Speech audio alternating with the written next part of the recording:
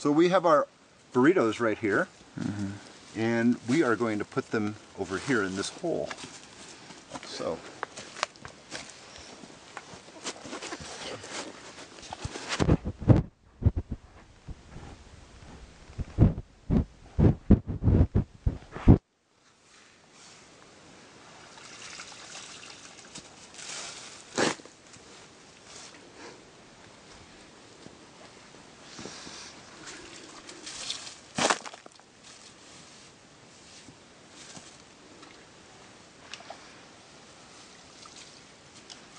You got some very interested chickens right now. They're like, what are you guys doing over here? Hey, look there's all that stuff to scratch in. Like, wow, you guys got some worms for us to eat? Yeah, any day now. That's what we do here with our mushroom projects. We feed slugs, chickens, worms. Sometimes we get enough mushrooms to eat. You can cut that. Like, geez, Jordan, you're like self-efficating yourself.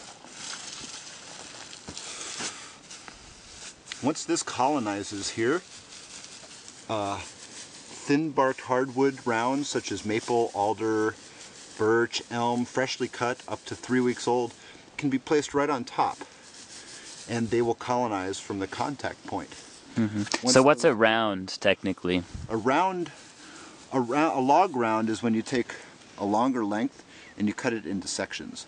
Okay, so you have something like 6 to 8 inches long, or shorter than that? The rounds can be anywhere up to 20 inches wide. They get a little heavy, but as long as they weigh 30 or 40 pounds apiece, it'll be enough substantial weight to be able to create kind of a little microclimate. And the bottom of those logs will colonize with the oyster mushroom in as little as 3 to 4 weeks.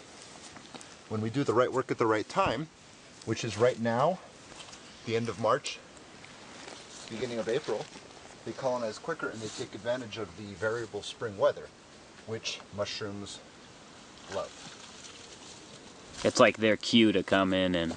That is their biological cue to start fruiting, is when it goes from cold to warm, warm to cold,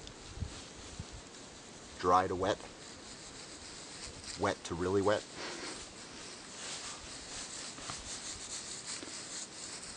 So since we have these chickens who are all interested in what we're doing, is there a way that we can cover this straw up so they don't come and disturb everything? Yes, chickens, some mushrooms respond to disturbed habitats.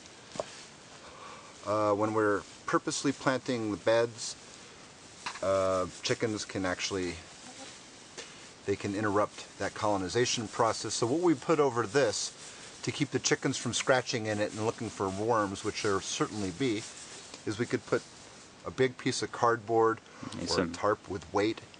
Anything that'll cover it up will kind of keep the humidity and moisture in it. So what do you think about maybe a couple big pieces of cardboard and some of these large stones that we have around? Those would be perfect.